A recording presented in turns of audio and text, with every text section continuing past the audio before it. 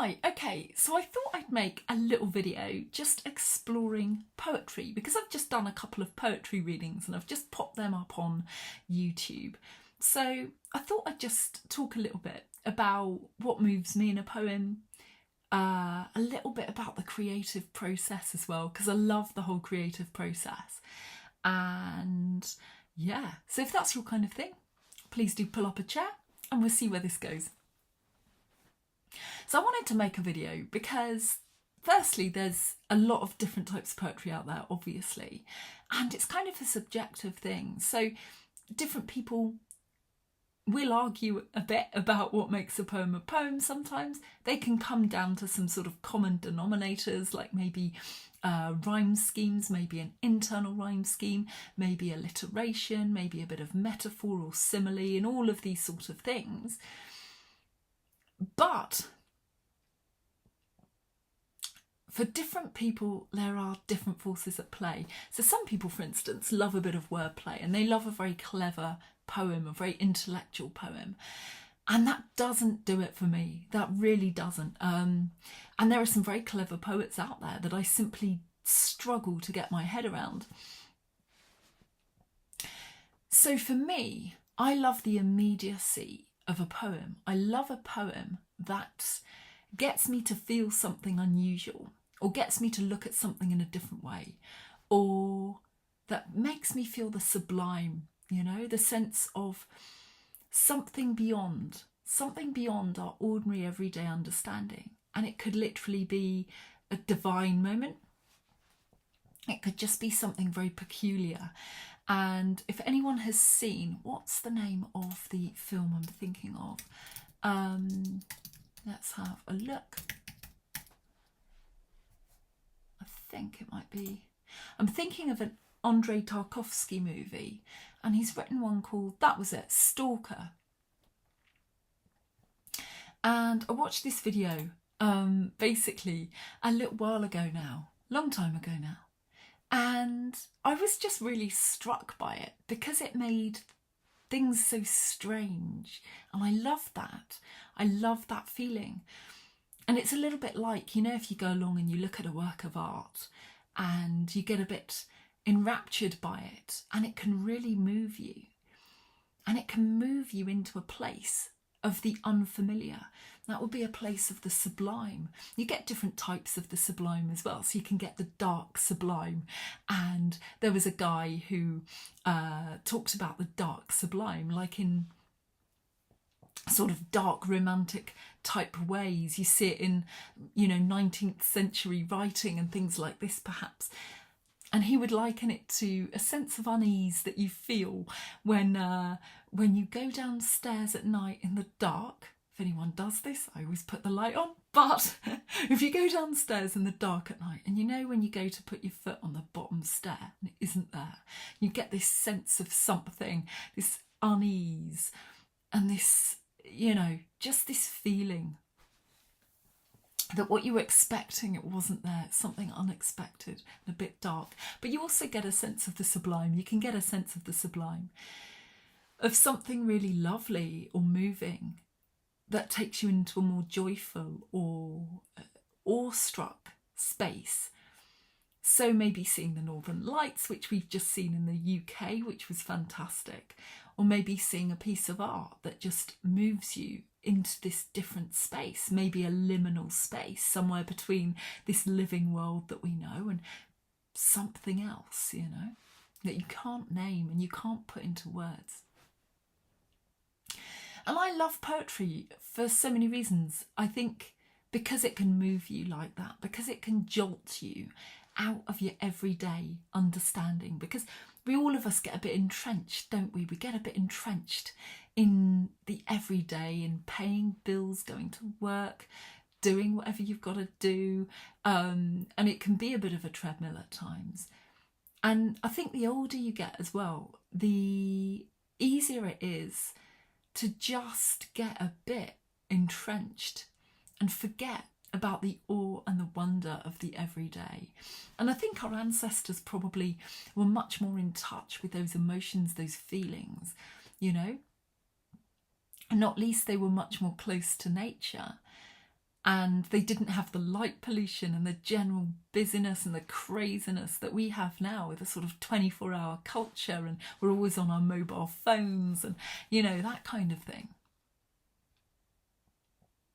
And so poetry can move you into those spaces. Poetry can move you into a meditative space as well sometimes. Just switch off your brain and it can bring you into your heart. And so I love heart-centered poetry as well. And some people really don't. Some people just love really intellectual poetry, but that isn't what moves me. For me, it's all about the heart. It's all about what can bring us out of our heads and into our hearts, and just remind us how amazing this universe is. You know, it's so vastly beyond our understanding in so many ways, not least with the idea of an afterlife, or with the idea of quantum physics, or God knows what. It's like, however much we try to understand it, it sort of dances stubbornly out of being able to easily define it, come up with any one unifying theory, you know. And I'm reminded too, there's a lady called Ruth Stone. Now, there was a TED talk about this lady. Basically, she came up with a really lovely idea, and I got the idea from Elizabeth Gilbert, who did a TED talk. I say I got the idea, I found out about her through this TED talk, and it was just enchanting. And she says the creative process for her is basically she gets chased by a poem. So she literally says she was out in the landscape, out in the fields of rural Virginia, and she'd feel and hear a poem coming at her over the landscape. It was like a thunderous train of air, and it would come barreling down at her. And when she felt it coming, because it would shake the earth under her feet, she knew she had only one thing to do at that point. That was to, in her words, run like hell to the house, so she would be chased by this poem. The whole deal was that she had to get a piece of paper fast enough so that when it thundered through her, she could collect it and grab it on the page. Other times she wouldn't be fast enough, so she would be running and running, and she wouldn't get to the house, and the poem would barrel through her and she would miss it. And it would continue on and look across the landscape looking for another poet. And then there were these times, there were these moments where she would almost miss it. She's running to the house and is looking for the paper, and the poem passes through her. She grabs a pencil just as it's going through her, and she would reach out with her other hand and she would catch it. She would catch the poem by its tail and she would pull it backwards into her body as she was transcribing it on the page. In those instances, the poem would come out on the page perfect and intact, but backwards from the last word to the first. And I just adore that idea. I think it's the most extraordinary, glorious idea. And it kind of is a wonderful way of describing the creative process. And I've just read that from, it's LQ2writes.co, which is where I've just read that from. But as I say, you can also go and find the Elizabeth Gilbert TED Talk as well, and find it on there. And it's a glorious idea, and it describes something really bizarre about the creative process. You know, a lot of people, when we think about the creative process, people who don't know what a creative process is like tend to think that it's, you know, perhaps a bit of inspiration and perhaps an awful lot of perspiration, as the saying goes. And they're right. But the inspiration is the really fantastic part that people don't quite know how to put into words sometimes. The inspiration is, for me, it is a dance with something beyond this earthly plane. I feel like it's a communion, it's a dance, it's a interaction with, it's a channeling, it's something else. And that is what I absolutely love. You know, it isn't all just in here, it's something from out here as well that you're channeling. And I think a lot of people who aren't creative don't perhaps quite know that that can be a thing.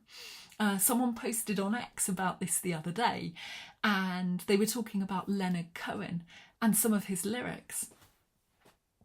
And apparently in an interview, he was just very candid about it. He just said, well, I don't really know how I wrote those songs when I was younger. And people in the comments said, oh, he was just taking too many drugs or what have you. But I could well believe that he could think he didn't actually know. That is to say, he couldn't put it into concrete understanding, because the creative process doesn't work like that. It isn't about concrete understanding. It's about something else. Again, the numinous, again, the sublime in a way. It's something that dances out of our ability to put it into concrete language, whatever the medium, you know. If you're writing about songs, if you're writing stories, if you're writing poems, if you're painting a piece of art, sometimes you are capturing something from another plane. And sometimes it is like a dance, as I say.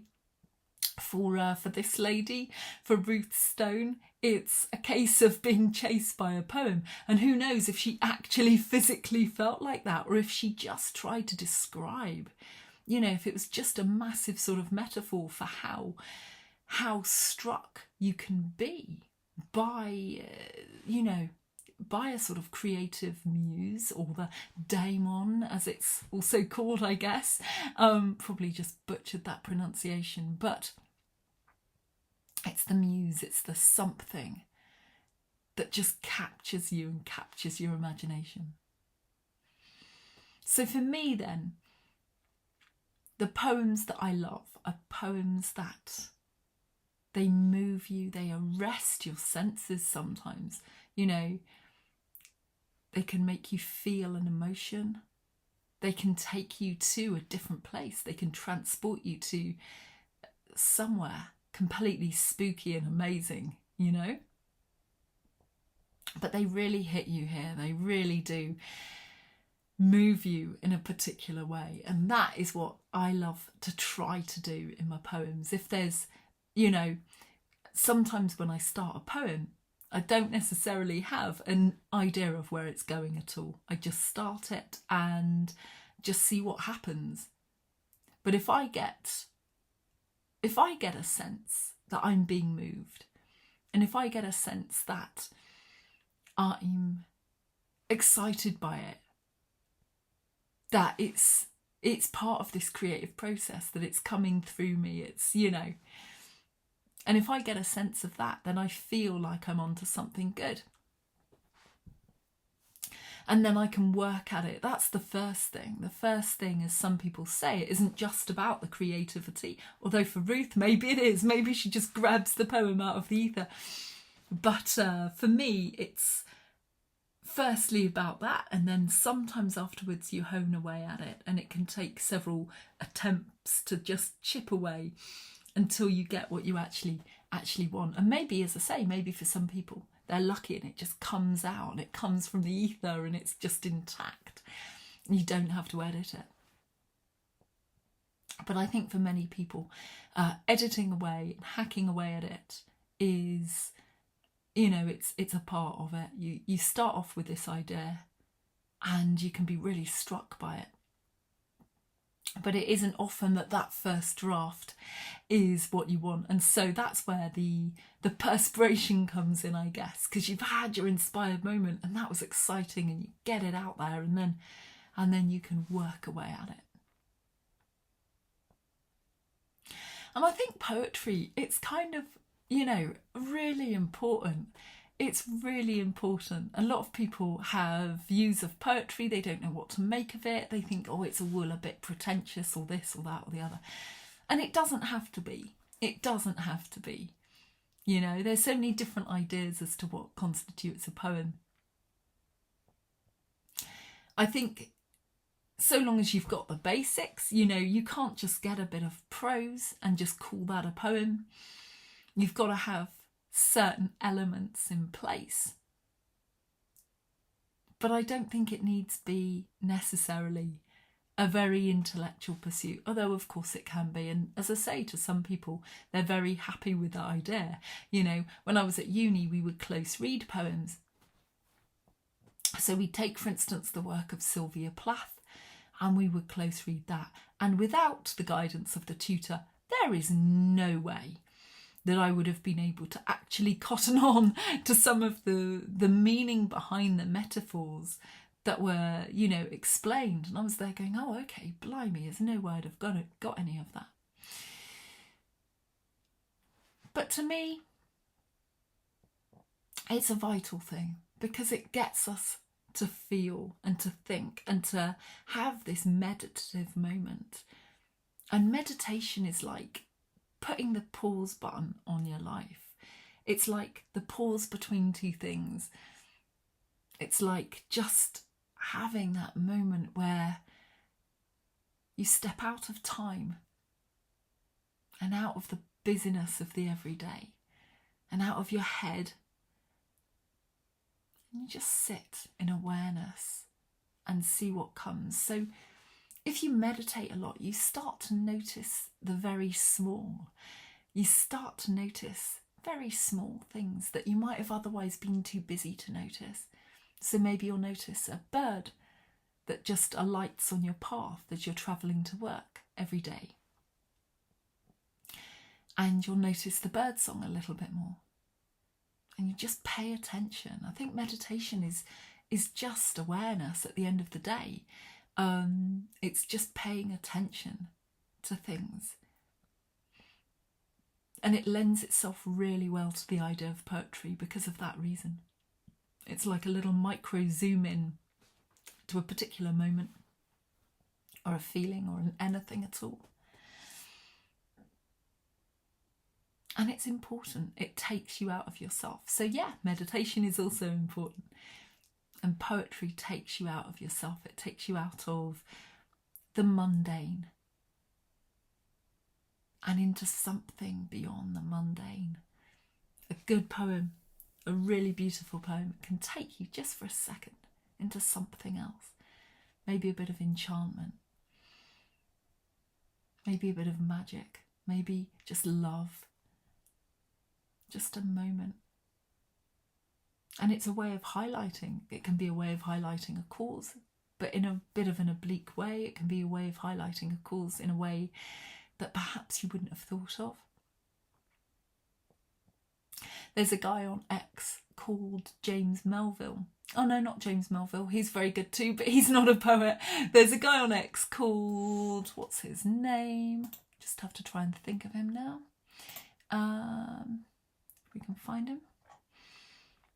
Joseph Fasano, that's the guy. Joseph Fasano on X. And he writes very, very beautiful poetry. And he wrote a poem the other day and woo, really sort of punches you, you know. It's a poem about just a young boy and his dad, and they are just trying to protect the kid because there are bombs falling nearby, and it doesn't matter which war or anything like that. It's not particularly political in that sense. It didn't mention, you know, any particular conflict, but it was just talking about this family and dealing with war and just trying to make it better, trying to soften it for the kid and turn it into some sort of game. And it was actually completely heartbreaking. See if I can find it actually. Okay, so I found the poem that I was looking for, Joseph Fasano, and it's called Words Whispered to a Child Under Siege. And I'll just read it. No, we are not going to die. The sounds you hear knocking the windows and chipping the paint from the ceiling, that is a game the world is playing. Our task is to crouch in the dark as long as we can and count the beats of our own hearts. Good, like that. Lay your hand on my heart and I'll lay mine on yours. Which one of us wins is the one who loves the game the most while it lasts. Yes, it is going to last. You can use your ear instead of your hand, here on my heart. Why is it beating faster? For you. That's all. I always wanted you to be born. And so did the world. No, those aren't a stranger's bootsteps in the house. Yes, I'm here. We're safe. Remember chess? Remember hide and seek? The song your mother sang? Let's sing that one. She's still with us, yes, but you have to sing without making a sound. She'd like that. No, those aren't boot steps. Sing, sing louder. Those aren't boot steps. Let me show you how I cried when you were born. Those aren't boot steps. Those aren't sirens. Those aren't flames. Close your eyes, like chess, like hide and seek. When the game is done, you get another life. So yeah, that is one of Joseph's poems, Joseph Fasano.